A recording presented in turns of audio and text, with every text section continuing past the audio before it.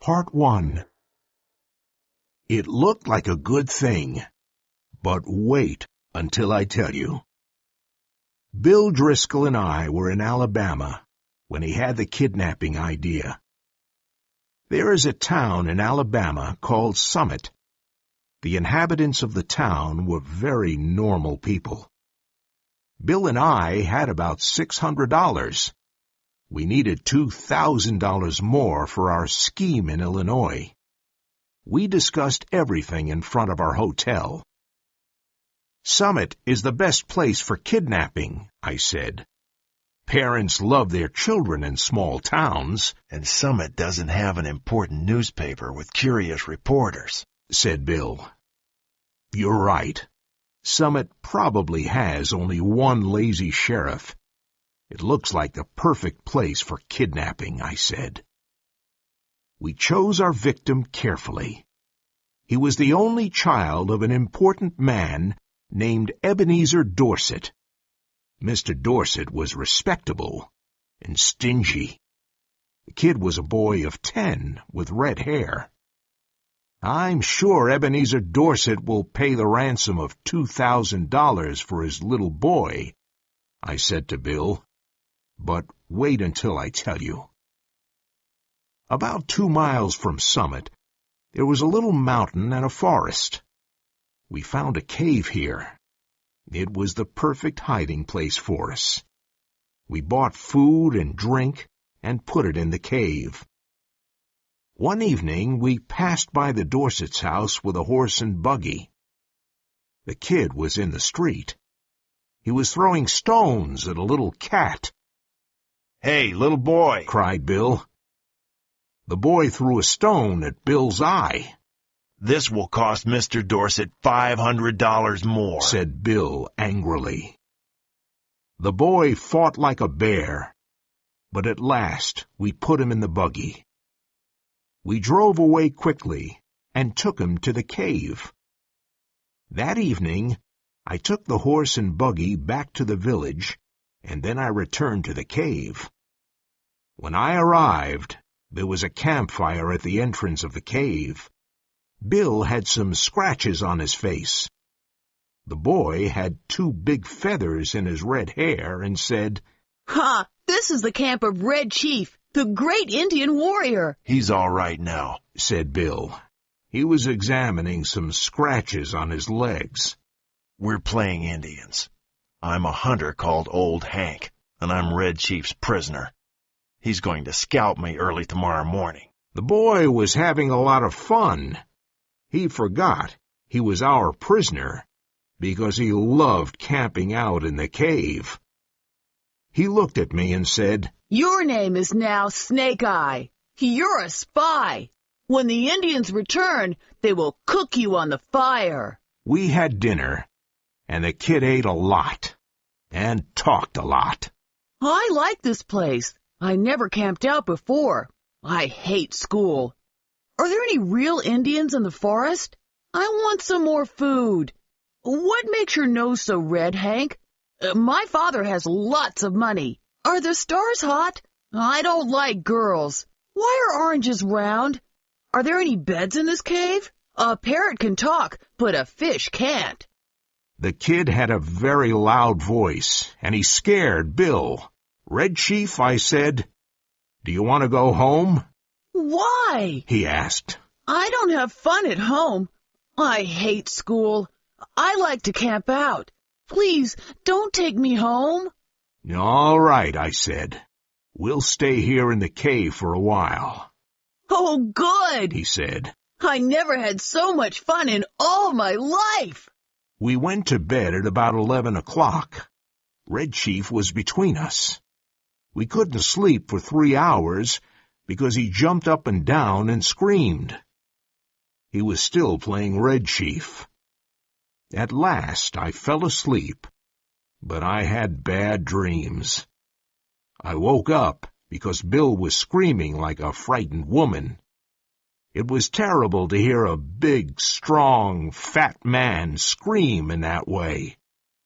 I jumped up, and what did I see? Red Chief was sitting on Bill. He was pulling Bill's hair with one hand. In the other hand, he had a knife. He was trying to take Bill's scalp. I took the knife from the kid, but Bill was still terrified. He tried to sleep, but he couldn't. I slept a little, but then I remembered something. Red Chief wanted to cook me on the fire that morning. Sam, do you think the kid's father will pay money for the little devil? Sure, I said. Parents love noisy little devils. Now you cook breakfast, and I'll come back in a few minutes. I walked to the top of the little mountain and looked down. The town of Summit was quiet. No one was looking for the kid or the kidnappers. I expected to see the men of the village running about with pitchforks, but everything was silent. I only saw one man working quietly in the country with his horse. The parents don't know about the kidnapping yet, I thought. When I returned to the cave, Bill was furious, and his face was red. The boy wanted to throw a big rock at Bill. He put a hot potato down my back, said Bill. And I hit him. Be careful, said the kid to Bill. No one ever hit Red Chief before. After breakfast, the kid took a slingshot out of his pocket and went outside the cave. Do you think he'll run away, Sam? Asked Bill. No, he won't. Today we have to send a message to his father. We must ask him for the ransom money. Just then we heard a loud cry. Red Chief was playing with the slingshot. Suddenly a rock hit Bill behind his left ear. He fell in the fire across a pot of hot water. I pulled him up and poured cold water on his head for half an hour. When Bill could finally speak, he said, Don't go away and leave me alone with the kid, please. I went outside the cave and said angrily, If you don't behave, I'll take you home. Now, are you gonna be good? I was only playing, he said sadly. I didn't want to hurt old Hank, but why did he hit me? I'll behave, Snake Eye, but please don't send me home. Can I play Black Scout today? I don't know the game, I said. You and Bill can decide. I'm going away for a while. Now, come in and apologize to Bill. We went into the cave, and the kid apologized. Then I spoke to Bill. Today I'm going to Poplar Cove to send a letter to Mr. Dorset. I'm asking for the ransom money. You know, Sam, in the past we did many dangerous things together. I was with you during earthquakes, fires, floods, cyclones, train robberies, and police raids. And I was never afraid of anyone or anything. But now, I'm afraid of this kid. So come back soon. I'll come back this afternoon. Now, let's write this letter. Part 2. Bill and I started writing the letter. Red Chief played outside the cave. Let's ask Mr. Dorset for $1,500 instead of $2,000. I don't think anyone will pay $2,000 for that terrible kid, Bill said. This is the letter we prepared. Dear Mr. Dorset, we have your son. He is far from Summit. Don't try to find him. We want $1,500, and we will return your son to you. Send a messenger with your answer tonight at 8:30 p.m. Tell the messenger to come to Poplar Cove. At Poplar Cove, near the old bridge, there is a big tree with a small wooden box under it. The messenger must put your answer in that box. This is the same tree and the same box where you will put the ransom money at midnight. Do you want to see your son again? Then pay the money and you will see him soon.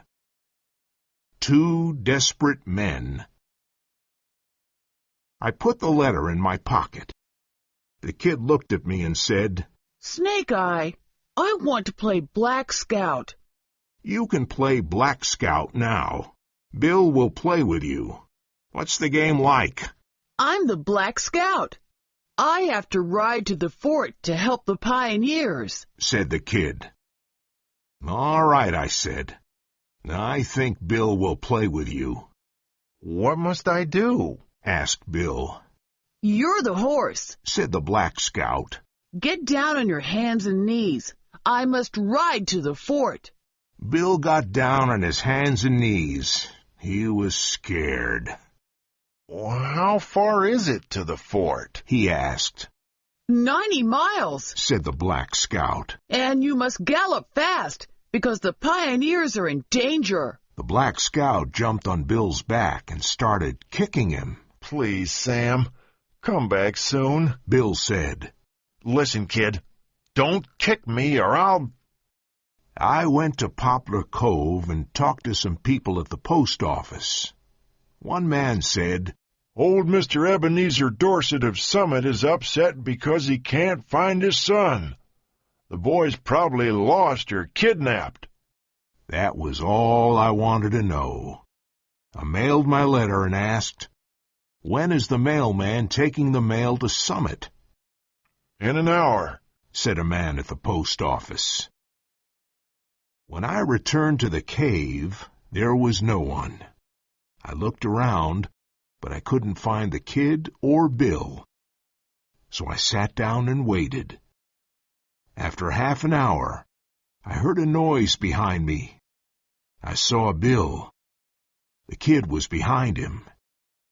He was walking silently like a scout, and he had a big smile on his face. Bill stopped and took off his hat. He was very tired. Sam, said Bill, I'm not a coward, but that kid is impossible. I sent him home. He's gone. He rode on me for 90 miles. I had to eat sand for lunch. He asked me hundreds of questions and I had to answer them. Then he kicked my legs but now he's gone. I'm sorry to lose the ransom, Sam, but that kid was horrible. I was going crazy. Bill, I said, do you have heart disease? No. Why? Turn around and look behind you. Bill turned around and saw the kid. Poor Bill. He was very surprised. He suddenly sat down on the grass, and he couldn't speak. After some time, I said, This evening at 8:30 p.m., we'll have an answer from Dorset, and at midnight, we'll have the money. Then we can leave this place. Bill finally smiled weakly. I had a great plan for collecting the ransom money that evening. It was a professional plan. I found a tree at Poplar Cove near the road with big fields on all sides. I went to hide in the big tree, and I waited for the messenger. He arrived at 8:30 p.m. on a bicycle. He put a piece of paper in the box and returned to Summit. I waited an hour, climbed down the tree, got the letter, and returned to the cave. I read the letter to Bill. To 2 desperate men. Gentlemen, I received your letter today. I think the ransom you want is too big. I have an offer that you will probably accept. You bring Johnny home and pay me $250, and you will never see Johnny again. I promise. Please come tonight. Very respectfully, Ebenezer Dorset. What? I can't believe it, I cried. Bill looked at me and said, Sam, we've got $250. I don't want to spend another night with that kid. I'm going crazy. Let's accept Dorset's offer. You know, Bill, you're right. I'm really tired of the kid, too. We'll take him home, pay the ransom, and leave this place. We decided to take the kid home that night. Listen, kid, I said. Your father bought you a new rifle and a pair of Indian moccasins. Tonight we're going home to get the rifle and the moccasins. Tomorrow we're going to hunt bears in the forest. It was midnight when we arrived at Ebenezer's house. Bill gave him the $250. When the kid saw that we wanted to leave him at home, he was furious. He started screaming loudly and took Bill's leg. His father pulled him away with great difficulty. How long can you hold him? Asked Bill. I'm not very strong, but I can probably hold him for 10 minutes, said Mr. Dorset. Good, said Bill. In 10 minutes, I'll run across most of the United States and reach Canada. Bill was fat, and he was not a good runner.